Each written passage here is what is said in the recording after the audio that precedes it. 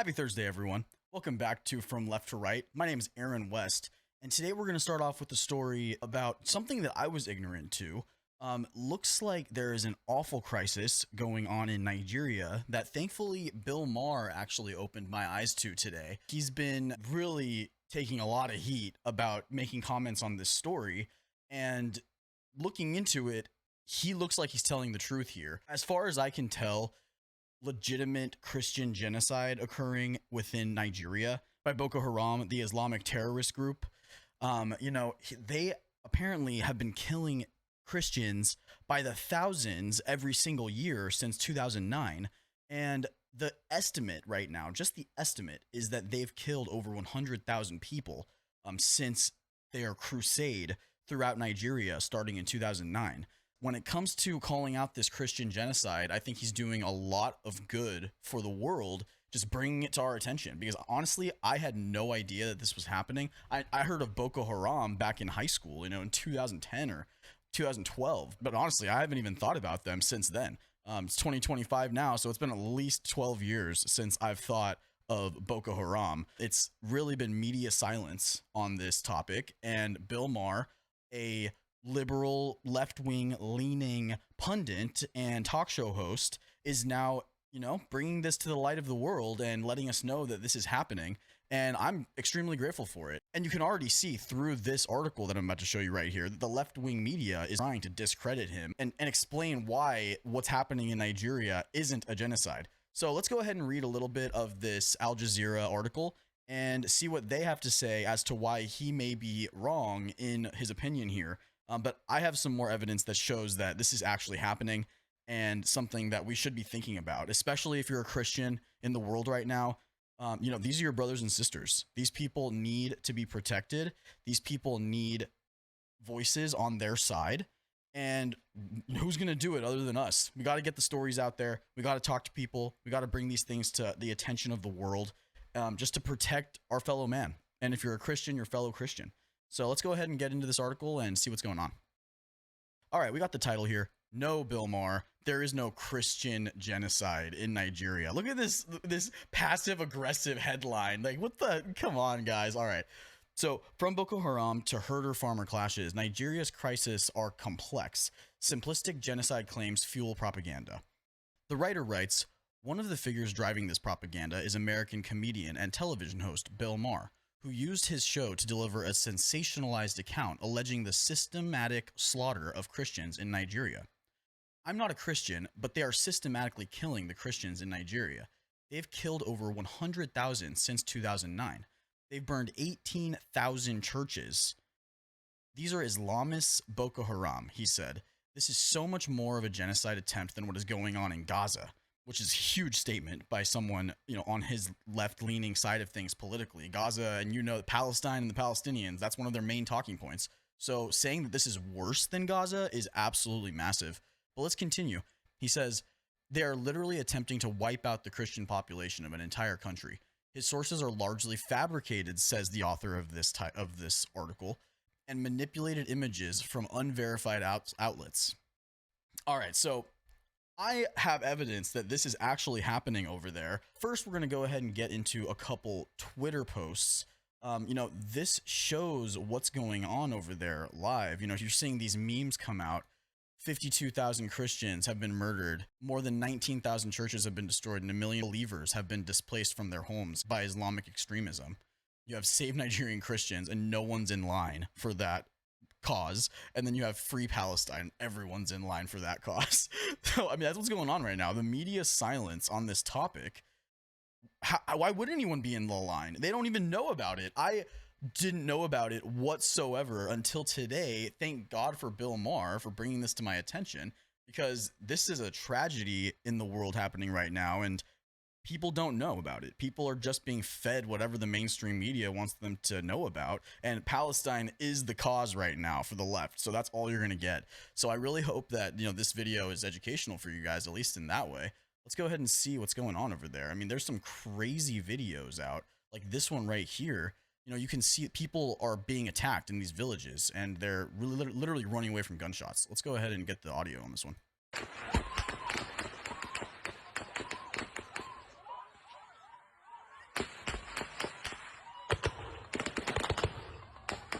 I mean, that's absolutely horrifying. And then you have these amazing Christians right here still coming to the building that they called a church at one time and practicing their religion and practicing their faith. These people have so much heart, and you have to just pray for them. Pray for their strength, pray for their communities.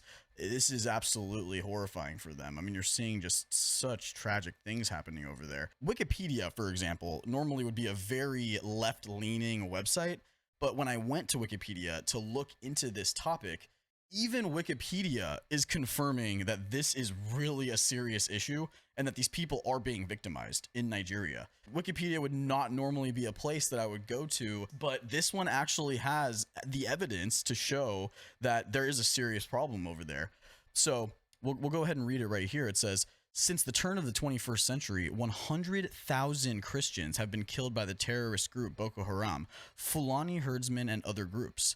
The killings have been referred to as a silent genocide. So even the writers of Wikipedia, who traditionally and would normally lean left and try to follow the leftist narrative, even they are confirming that there is an absolutely insane amount of Christians being murdered in Nigeria. I think the most important point about this occurring in Nigeria right now is that they went Sharia law in 1999.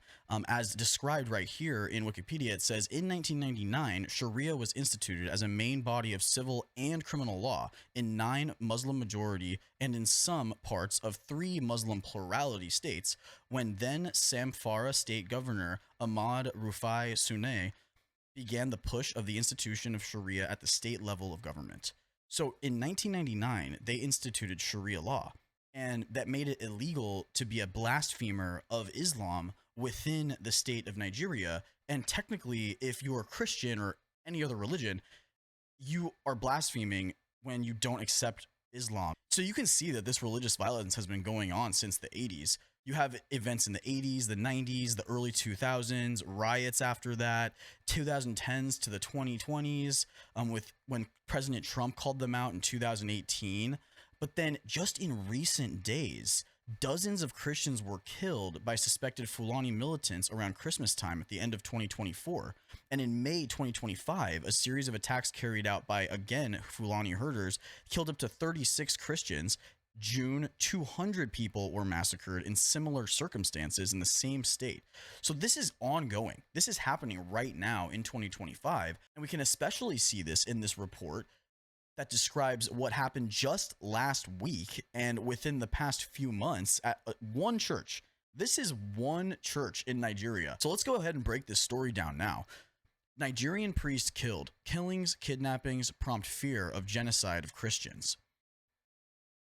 The church in Nigeria, ravaged by kidnappings of clergy, mourns Father Matthew Aya, killed September 19th as he was returning to his parish of St. Charles in Eha Nyagu in Enugu State. In what looked like execution-style murder, the attackers, riding on a motorcycle, intercepted the priest's vehicle near the site of a hospital construction site, first shooting at the tires to stop the car, and then killing Father Aya in close range. The local government of Enugu described the killing as cowardly and cold-blooded and placed a reward on information that would lead to the arrest. So these guys are being actively targeted by Islamic extremists in Nigeria. They're being kidnapped. They're being executed in the streets. This is actual religious persecution happening to the leaders of the churches in Nigeria. 18 to 19,000 churches being destroyed. There should be no question as to whether or not there's a legitimate systematic genocide happening in Nigeria through Boko Haram, through these herders, and backed up by the Sharia law that is implemented in Nigeria at the moment. Ignorance cannot be bliss anymore. We have to know what's happening in the world and the atrocities that are happening in other countries that the mainstream media do not want us to know about. This reminded me of another story that happened recently that wasn't really getting a lot of coverage other than in the negative side for Trump, because he kind of called out the president of South Africa while he was in the Oval Office. That story as well about the persecution of white South Africans was a total surprise to me. I had no idea that this was occurring. And then Trump goes ahead and calls out the president of South Africa in the Oval Office, plays these videos of political groups in South Africa saying absolutely insanely racist things about the white farmers in South Africa. You're going to hear them say a phrase, kill the Boer. And Boer in South African culture is literally white farmer. So that's what you have to understand about what these guys are saying. They're saying kill the Boer, kill the Boer. They're literally saying kill the white farmer. And there's been, I think, 4 or 5 court cases in South Africa contending whether or not that's hate speech. And the latest ruling is that due to historical context, it's not hate speech. So you'll have the president of South Africa going out here and saying, we condemn all hate speech, but a legitimate court in South Africa deemed kill the Boer or kill the white farmer as non-hate speech. So they're allowed to say that, and they can't be charged with hate speech, or they can't be even condemned as using hate speech, because in law, kill the Boer is not hate speech in South Africa. So we're going to go ahead and watch this video, see what Trump used to call out the president of South Africa while he was in the Oval Office. Check it out.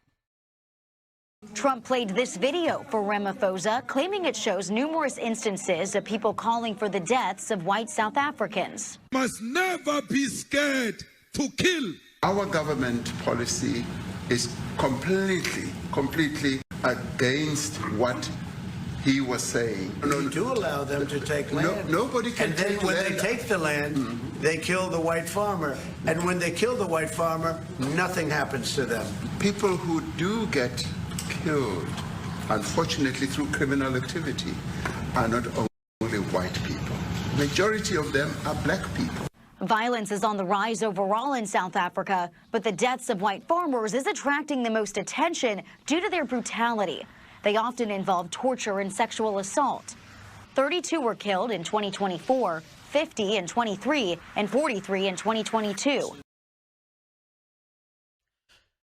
Yeah, you know, the white farmer attacks, while they're in the minority of attacks, white farmers make up 80% of South African farmers.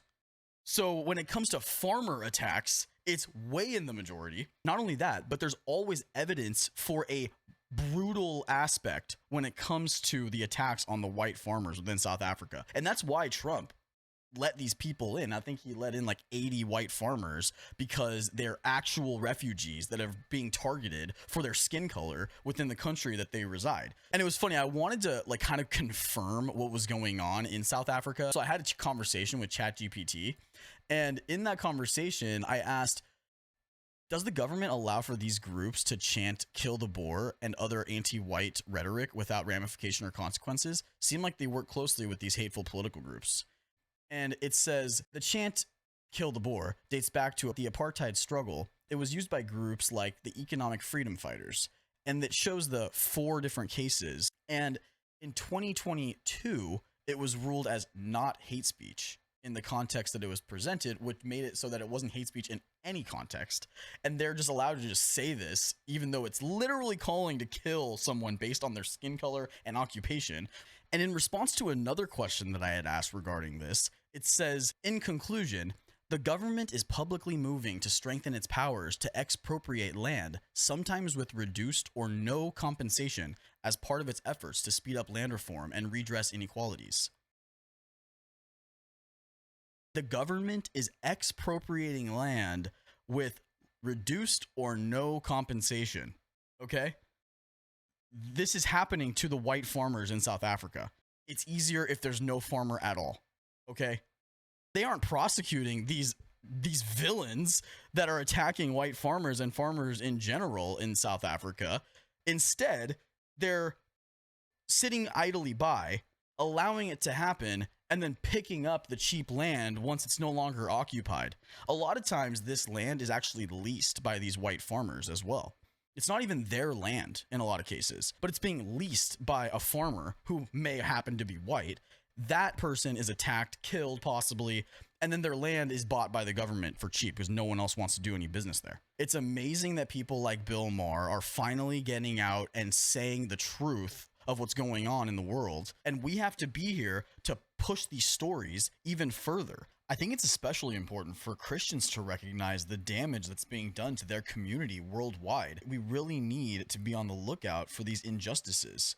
Christians need to have the backs of their community, whether it's in the US or whether it's somewhere else in the world, that they might not be as familiar with or that they're not getting media about. This is Aaron West again. Thank you so much for watching the episode. Please like, subscribe, and comment down below. Share with your friends and family. I'd love to see what you think about this story and your thoughts generally on what's going on in the world today. See you in the next video. Bye.